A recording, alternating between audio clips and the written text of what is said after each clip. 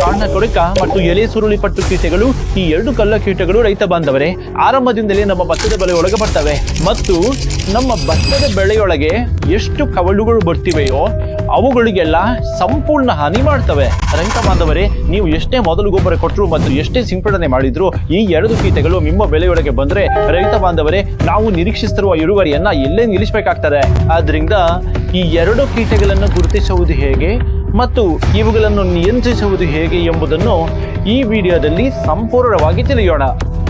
ಇದನ್ನು ನೀವು ನಿರ್ಲಕ್ಷಿಸಿದರೆ ರೈತ ಬಾಂಧವರೇ, ಈ ವರ್ಷ ಬಹಳ ದೊಡ್ಡ ನಷ್ಟವಾಗಲಿದೆ. ನಮಸ್ಕಾರ ರೈತ ಬಾಂಧವರೇ, ಕಾತ್ಯಾನಿ ಆರ್ಗ್ಯಾನಿಕ್ಸ್ ಯೂಟ್ಯೂಬ್ ಚಾನೆಲ್ಗೆ ನಿಮ್ಗೆ ಸ್ವಾಗತ. ಇದುವರೆಗೆ ಚಾನೆಲ್ ಸಬ್ಸ್ಕ್ರೈಬ್ ಮಾಡದಿದ್ರೆ ಕೂಡಲೇ ಸಬ್ಸ್ಕ್ರೈಬ್ ಮಾಡಿ. ಭತ್ತದ ಬೆಳೆ ನೀವು ನೋಡಿದ್ರೆ ರೈತ ಬಾಂಧವರೇ, ನಾಟಿ ಮಾಡಿದ ನಂತರ ಈಗ 20 ದಿನಗಳಾಗಿವೆ.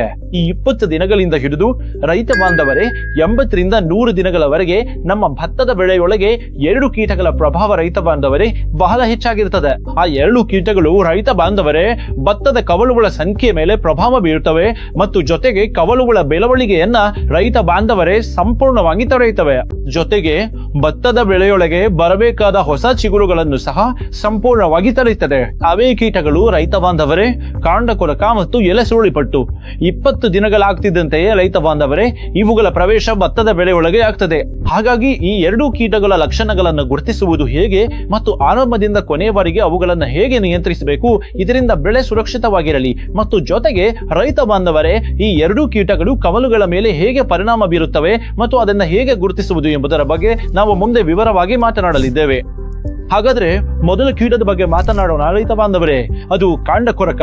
ಈ ಕಾಂಡ ಕೊರಕ ಕೀಟವಿದೆಯಲ್ಲ ರೈತ ಬಾಂಧವರೇ, ಇದರ ಪ್ರೌಢ ಹಂತವನ್ನ ಹಳದಿ ಕಾಂಡ ಕೊರಕ ಎಂದು ಕರೆಯುತ್ತಾರೆ. ಈ ಕೀಟವನ್ನ ರೈತ ಬಾಂಧವರೇ ಗುರುತಿಸೋದು ಬಹಳ ಮುಖ್ಯ. ಏಕೆಂದ್ರೆ ಇದೇ ಪ್ರೌಢ ಕೀಟವು ಮುಂದೆ ಹೋಗಿ ರೈತ ಬಾಂಧವರೇ ಭತ್ತದ ಎಲೆಗಳ ಮೇಲೆ ಮೊಟ್ಟೆಗಳನ್ನೇ ಇರುತ್ತದೆ ಮತ್ತು ನಮ್ಮ ಕಾಂಡ ಕೊರಕ ಕೀಟವು ಇದೇ ಕಾಂಡ ಕೊರಕ ಕೀಟದಿಂದಾಗಿ ಬರ್ತವೆ. ಹಾಗಾದ್ರೆ ರೈತ ಬಾಂಧವರೇ, ಅದನ್ನು ಗುರುತಿಸಲು ನೀವು ಏನ್ ಮಾಡ್ಬೇಕಂದ್ರೆ, ಆ ಕೀಟದ ರೆಕ್ಕೆಗಳನ್ನು ನೀವು ನೋಡಿದ್ರೆ ರೈತ ಬಾಂಧವರೇ ಅದರ ಮೇಲೆ 2 ಕಪ್ಪು ಬಣ್ಣದ ಚುಕ್ಕೆಗಳು ಕಾಣಿಸ್ತವೆ. ಇದರಿಂದ ನಾವು ಇದನ್ನು ಅರ್ಥ ಮಾಡ್ಕೋಬಹುದು. ಬೆಳೆಯೊಳಗೆ ಕಾಂಡ ಕೊರಕ ಕೀಟದ ಹಾವಳಿ ಆರಂಭವಾಗಲಿದೆ ಎಂದು. ಈ ಕೀಟದ ಜೀವನ ಚಕ್ರವನ್ನು ಅರ್ಥ ಮಾಡಿಕೊಂಡ್ರೆ ರೈತ ಬಾಂಧವರೇ, ಈ ಜೀವನ ಚಕ್ರದಲ್ಲಿ ಒಟ್ಟು 4 ಹಂತಗಳು ಇರ್ತವೆ. ಮೊದಲ ಹಂತ ಮೊಟ್ಟೆ, ಎರಡನೇ ಹಂತ ರೈತ ಬಾಂಧವರೇ ಲಾರ್ವಾ, ಮೂರನೇ ಹಂತ ಪ್ಯೂಪಾ ಮತ್ತು 4ನೇ ಹಂತ ರೈತ ಬಾಂಧವರೇ ಪ್ರೌಢ ಹಂತ. ಇದರಲ್ಲಿ ಏನಾಗ್ತದೆ ಅಂದ್ರೆ ರೈತ ಬಾಂಧವರೇ, ಮೊದಲ ಪ್ರೌಢ ಕೀಟ ಅಂದ್ರೆ ನಾವು ಇದುವರೆಗೆ ಮಾತನಾಡಿದ ಹಳದಿ ಕಾಂಡ ಕೊರಕ. ಈ ಕೀಟವು ಎಲೆಯ ಮೇಲೆ ಮೊಟ್ಟೆಗಳನ್ನು ಇಡುತ್ತದೆ ರೈತ ಬಾಂಧವರೇ. ಎಲೆಯ ಮೇಲೆ ಮೊಟ್ಟೆಗಳನ್ನು ಇಟ್ಟ ತಕ್ಷಣ ಆ ಮೊಟ್ಟೆಗಳ ಮೇಲೆ ಒಂದು ಪದರವನ್ನು ನಿರ್ಮಿಸುತ್ತದೆ. ಆ ಪದರದಿಂದ ರೈತ ಬಾಂಧವರೇ ಮೊಟ್ಟೆಗಳಿಗೆ ಸಂಪೂರ್ಣ ರಕ್ಷಣೆ ಸಿಗುತ್ತದೆ. ಅದನ್ನಂತೂ ಏನಾಗ್ತದೆ ಅಂದ್ರೆ ರೈತ ಬಾಂಧವರೇ 10 ದಿನಗಳ ಒಳಗಾಗಿಯೇ ಆ ಮೊಟ್ಟೆಗಳಿಂದ ಲಾರ್ವಾ ಹೊರಬರ್ತದೆ ಮತ್ತು ಅದೇ ಲಾರ್ವಾ ರೈತ ಬಾಂಧವರೇ ಮುಂದೆ ಹೋಗಿ ನಮ್ಮ ಭತ್ತದ ಬೆಳೆಗೆ ಸಂಪೂರ್ಣ ಹಾನಿ ಮಾಡುತ್ತದೆ. ನಂತರ ರೈತ ಬಾಂಧವರೇ ಅದರ ಉಳಿದ 2 ಹಂತಗಳು ಮತ್ತೆ ಬರ್ತವೆ. ರೈತ ಬಾಂಧವರೇ ಈ ಲಾರ್ವಾ ಹಂತವಿದೆಯಲ್ಲ ರೈತ ಬಾಂಧವರೇ, ಅದು ಏನ್ ಮಾಡ್ತದೆ ಅಂದ್ರೆ ಲಾರ್ವಾ ಹೊರಬಂದ ತಕ್ಷಣ ಅದಕ್ಕೆ ಆಹಾರ ಬೇಕಾಗ್ತದೆ. ಅದಕ್ಕಾಗಿ ಅದು ಏನ್ ಮಾಡ್ತದೆ ಅಂದ್ರೆ ರೈತ ಬಾಂಧವರೇ ಬೆಳೆಯೊಳಗೆ ನಮಗೆ ಕಾಣಿಸುವ ಮೊದಲ ಲಕ್ಷಣವೆಂದರೆ ಇದು ಎಲೆಗಳನ್ನು ತಿಂದು ಸಂಪೂರ್ಣವಾಗಿ ಕೆಡೆದು ಹಾಕ್ತದೆ. ಎಲೆಯನ್ನು ನೋಡಿದಾಗ ಅದು ಗೀಚಿದಂತೆ ಕಾಣುತ್ತದೆ. ಇದರಿಂದ ನಿಮ್ಮ ಬೆಳೆಗೆ ಕಾಂಡ ಕೊರಕ ಬಂದಿದೆ ಎಂದು ನೀವು ಅರ್ಥ ಮಾಡ್ಕೊಳ್ಬಹುದು. ಆಮೇಲೆ ರೈತ ಬಾಂಧವರೇ ಇದು ನಿಧಾನವಾಗಿ ಎಲೆಯನ್ನು ಕೆರೆಯುತ್ತಾ ಕೆಳಗೆ ಹೋಗ್ತದೆ. ರೈತ ಬಾಂಧವರೇ ನೀರಿನ ಮಟ್ಟ ಇರುವವರೆಗೆ ಇದು ಹೋಗ್ತದೆ. ನಂತರ ಅಲ್ಲಿಗೆ ಹೋಗಿ ರೈತ ಬಾಂಧವರೇ ಮುಖ್ಯವಾದ ಹಾನಿಯನ್ನ ರೈತ ಬಾಂಧವರೇ ಇದು ಶುರು ಮಾಡ್ತದೆ. ಅದನ್ನು ಈಗ ನಾವು ಸರಿಯಾಗಿ ಅರ್ಥ ಮಾಡ್ಕೊಳ್ಳೋಣ. ರೈತ ಬಾಂಧವರೇ ಇದು ನೀರಿನ ಮಟ್ಟದವರೆಗೆ ಹೋದಾಗ ಅಲ್ಲಿ ಇದು ಏನ್ ಮಾಡ್ತದೆ ಅಂದ್ರೆ ನಮ್ಮ ಮುಖ್ಯ ಪ್ರಾಥಮಿಕ ಟಿಲ್ಲರ್ ಅಂದ್ರೆ ಆರಂಭದಲ್ಲಿ ಬರುವ ಕಮಲುಗಳು ಇದೆಯಲ್ಲ ರೈತ ಬಾಂಧವರೇ, ಅದರ ಕಾಂಡದ ಒಳಗಡೆ ಇದು ಹೋಗ್ತದೆ ರೈತ ಬಾಂಧವರೇ.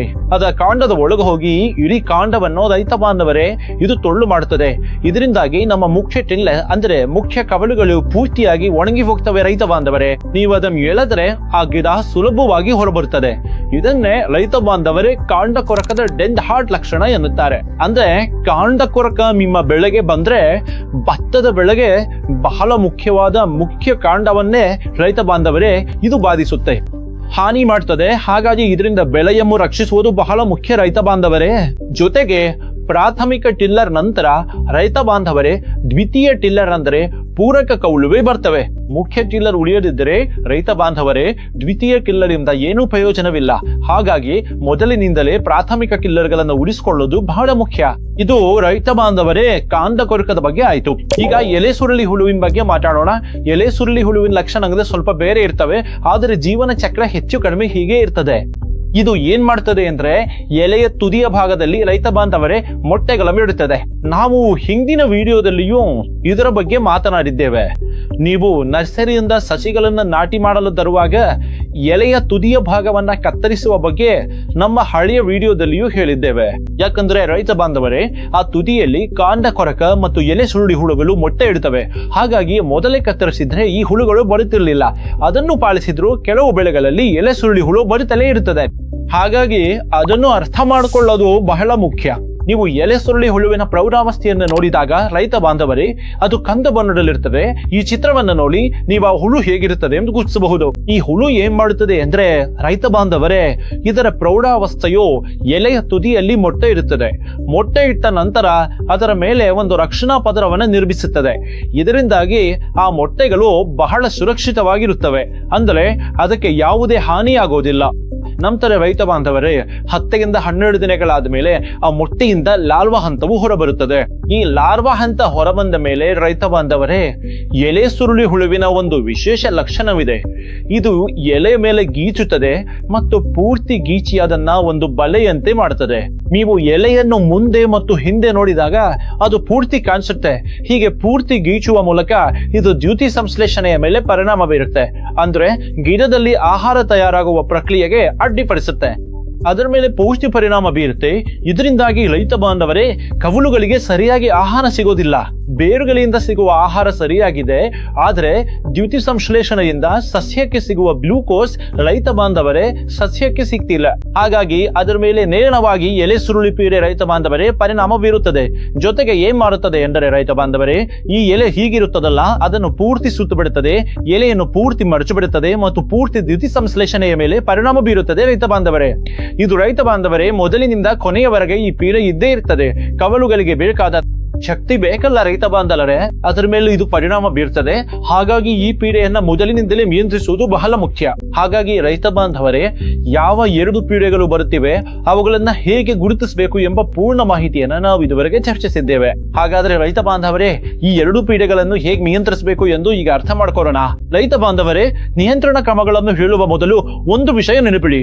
ಏನಾಗ್ತದೆ ಎಂದರೆ ಬಹಳಷ್ಟು ರೈತ ಬಾಂಧವರು ತಮ್ಮ ಬೆಳೆಯೊಳಗೆ ಈ 2 ಪೀಡೆಗಳು ಬಂದ ತಕ್ಷಣ ಸಿಂಪಡಣೆ ಮಾಡಲು ಹೋಗ್ತಾರೆ.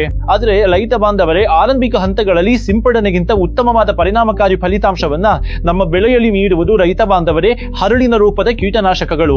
ಮಾರುಕಟ್ಟೆಯಲ್ಲಿ ಬಹಳಷ್ಟು ಹರಳಿನ ರೂಪದ ಕೀಟನಾಶಕಗಳು ಬರ್ತವೆ.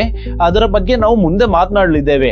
ಅದರಲ್ಲಿ ಯಾವುದೇ ಕೀಟನಾಶಕವನ್ನು ನೀವು ತೆಗೆದುಕೊಂಡು 20ರಿಂದ 25 ಅಥವಾ 30 ದಿನಗಳವರೆಗೆ ನಿಮ್ಮ ಬೆಳೆಗೆ ನೀಡಿದರೆ ರೈತ ಬಾಂಧವರೇ ಆರಂಭದಿಂದಲೇ ಈ ಕಾಂಡ ಕೊರಕ ಮತ್ತು ಎಲೆ ಸುರುಳಿ ಪೀಡೆ 2 ಸಮಸ್ಯೆಗಳನ್ನ ಸಂಪೂರ್ಣವಾಗಿ ಹೋಗಲಾಡಿಸುತ್ತೆ.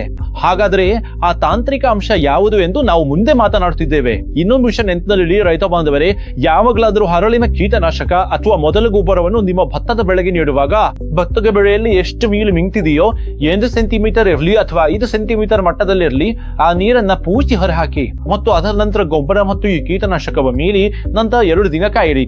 ಅಲ್ಲಿವರೆಗೆ ನೆಲದಲ್ಲಿ ತೇವಾಂಶ ಇದ್ದೇ ಇರ್ತದೆ. ನಂತರ ರೈತ ಬಾಂಧವರೇ ನೀವು ನೀರು ಕೊಡಿ. ಇದರಿಂದ ಫಲಿತಾಂಶವು ರೈತ ಬಾಂಧವರೇ ನಿಮ್ಮ ಬೆಳೆಯಲ್ಲಿ ಬಹಳ ಉತ್ತಮವಾಗಿ ಕಂಡು ಬರುತ್ತದೆ. ಹಾಗಾದ್ರೆ ಈಗ ರೈತ ಬಾಂಧವರೇ ಕಾಂಡ ಕೊರಕ ಮತ್ತು ಎಲೆ ಸುರುಳಿ ಪೀಡೆಯನ್ನು ನಿಯಂತ್ರಿಸಲು ಅತ್ಯುತ್ತಮ ಕೀಟನಾಶಕ ಯಾವುದು ಎಂದು ಮಾತಾಡೋಣ. ಅದರಲ್ಲಿ ಮೊದಲನೇದು ರೈತ ಬಾಂಧವರೇ ಕಾತ್ಯಾಯಿನಿ ಫ್ಯಾಂಟಾಸ್ಟಿಕ್. ಈ ಫ್ಯಾಂಟಾಸ್ಟಿಕ್ ಒಳಗಡೆ ರೈತ ಬಾಂಧವರೇ ಕ್ಲೋರಾಂಟ್ರಾನಿಲಿಪ್ರೋಲ್ 0.04 GAD.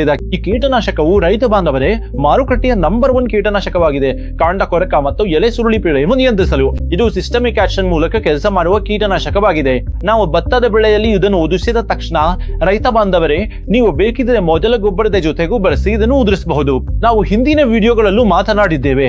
ಹಾಗೆ ಇದು ಏನಾಗ್ತದೆ ಎಂದರೆ ರೈತ ಬಾಂಧವರೇ ಪೂರ್ತಿ ನೆಲದ ಮೇಲೆ ಬೀಳುತ್ತದೆ ಮತ್ತು ಎಷ್ಟು ತೇವಾಂಶ ಅಥವಾ ನೀರು ಒಳಗಿದೆಯೋ ಅದರೊಂದಿಗೆ ಬೆರೆತು ಮೊತ್ತದ ಗಿಡದೊಳಗೆ ಹೋಗ್ತದೆ. ರೈತ ಬಾಂಧವರೇ ಎಲೆ ಸುರುಳಿ ಮತ್ತು ಕಾಂಡ ಕೊರಕ ಪೀಡೆಗಳಿವೆಯಲ್ಲ, ಅವೆರಡೂ ನಮ್ಮ ಗಿಡದ ಎಲೆಗಳನ್ನ ತಿನ್ನುತ್ತಲೇ ಇರ್ತವೆ. ಹಾಗಾಗಿ ತಿಂದ ತಕ್ಷಣ ರೈತ ಬಾಂಧವರೇ ಅದರೊಳಗೆ ಈ ತಾಂತ್ರಿಕ ಅಂಶ ಹೋಗ್ತದೆ ಮತ್ತು ತಕ್ಷಣವೇ ರೈತ ಬಾಂಧವರೇ 1-2 ದಿನಗಳಲ್ಲಿ 2 ಪೀಡೆಗಳನ್ನು ನಾಶಪಡಿಸುತ್ತದೆ.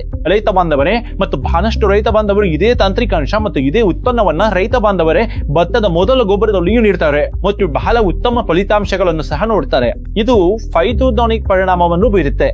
ಅಂದ್ರೆ ಕವಲುಗಳ ಸಂಖ್ಯೆಯನ್ನ ಹೆಚ್ಚಿಸಲು ಇದು ಸಹಕಾರಿ. ಇದರ ಪ್ರಮಾಣದ ಬಗ್ಗೆ ಹೇಳೋದಾದ್ರೆ ಪ್ರತಿ ಎಕರೆಗೆ 4 ಕಿಲೋ ಬಳಸಬೇಕು. ಇನ್ನು 2ನೇ ಕೀಟನಾಶಕ ಕಾತ್ಯಾಯಿನಿಯ ಕಟ್ಟಪ್ಪಳ ಬಗ್ಗೆ ತಿಳಿಯೋಣ.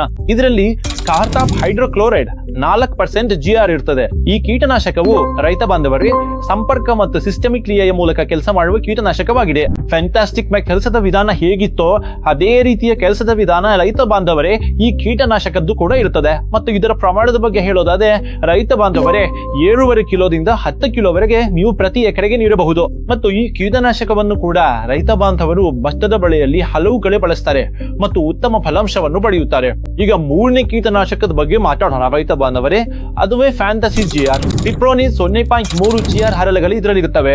ಈ ತಾಂತ್ರಿಕತೆನ ರೈತ ಬಾಂಧವರೇ ಹಲವು ವರ್ಷಗಳಿಂದ ರೈತರು ಬಳಸ್ತಾ ಬಂದಿದ್ದಾರೆ ಮತ್ತು ಈಗಲೂ ಈ ಕೀಟನಾಶಕದ ಫಲಿತಾಂಶ ರೈತ ಬಾಂಧವರೇ ಭತ್ತದ ಬೆಳೆಯಲ್ಲಿ ತುಂಬಾ ಚೆನ್ನಾಗಿ ಕಂಡು ಬರ್ತಿದೆ. ಈ ಕೀಟನಾಶಕವು ರೈತ ಬಾಂಧವರೇ ಇದು ಕೂಡ ಸಂಪರ್ಕ ಮತ್ತು ಸಿಸ್ಟಮಿಕ್ ಕ್ರಿಯೆಯ ಮೂಲಕ ಕೆಲಸ ಮಾಡ್ತದೆ. ಜೊತೆಗೆ ಭತ್ತದ ಬೆಳೆಯಲ್ಲಿ ಹಸಿರು ಪರಿಣಾಮವನ್ನ ತರ್ತದೆ. ಅಂದ್ರೆ ಇದು ಏನ್ ಮಾಡ್ತದೆ ಅಂದ್ರೆ ರೈತ ಬಾಂಧವರೇ ಕವಲುಗಳ ಸಂಖ್ಯೆಯನ್ನು ಹೆಚ್ಚಿಸಲು ಮತ್ತು ಭತ್ತದಲ್ಲಿ ಉತ್ತಮ ಚಿಗುರು ಬರಲು ತುಂಬಾ ಚೆನ್ನಾಗಿ ಸಹಾಯ ಮಾಡ್ತದೆ. ಈಗ ಇದರ ಪ್ರಮಾಣದ ಬಗ್ಗೆ ಹೇಳೋದಾದ್ರೆ 7ರಿಂದ 10 ಕಿಲೋವರೆಗೆ ಪ್ರತಿ ಎಕರೆಗೆ ನಾವು ನೀಡಬೇಕು ರೈತ ಬಾಂಧವರೇ. ಈಗ ಮಾತನಾಡೋಣ ಕೊನೆ ಕೀಟನಾಶಕದ ಬಗ್ಗೆ. ಅದುವೇ ಕಾತ್ಯಾಯಿನಿಯ ವೈಶಿಷ್ಟ. ಇದರಲ್ಲಿ ರೈತ ಬಾಂಧವರೇ ಕ್ಲೋನೆಡ್ರಾನಿಲಿಪ್ರೋಲ್ ಪ್ಲಸ್ ಥಯಾಮಿಥಾಕ್ಸಮ್ ಇರ್ತದೆ. ಈಗ ಕೊನೆ ಕೀಟನಾಶಕದ ಬಗ್ಗೆ ಮಾತನಾಡೋಣ. ಇದು ಡ್ಯುಯಲ್ ಟೆಕ್ನಿಕಲ್ ಇರುವ ಕೀಟನಾಶಕವಾಗಿದೆ ರೈತ ಬಾಂಧವರೇ. ನಿಮ್ಮ ಬೆಳೆ ಎಲ್ಲಿ ರಸ ಹೀರುವ ಕೀಟಗಳ ಪ್ರಭಾವವು ಹೆಚ್ಚಾಗಿದ್ರೆ ಮತ್ತು ಜೊತೆಗೆ ಕಾಂಡ ಕೊರಕ ಮತ್ತು ಎಲೆ ಸುರುಳಿ ಕೀಟಗಳು ಬರ್ತಿದ್ರೆ ನೀವು ಈ ಕೀಟನಾಶಕವನ್ನು ನಿಮ್ಮ ಬೆಳೆಗೆ ನೀಡಬಹುದು. ಅದರ ಹೆಸರು ಕಾತ್ಯಾಯಿನಿಯ ವೈಶಿಷ್ಟ. ಇದರಲ್ಲಿ ರೈತ ಬಾಂಧವರೇ ಥಯಾಮಿಥಾಕ್ಸಮ್ ಜೊತೆಗೆ ಕ್ಲೋರಾನ್ಥ್ರಾನಿಲಿಪ್ರೋಲ್ ತಾಂತ್ರಿಕತೆ ಇರ್ತದೆ.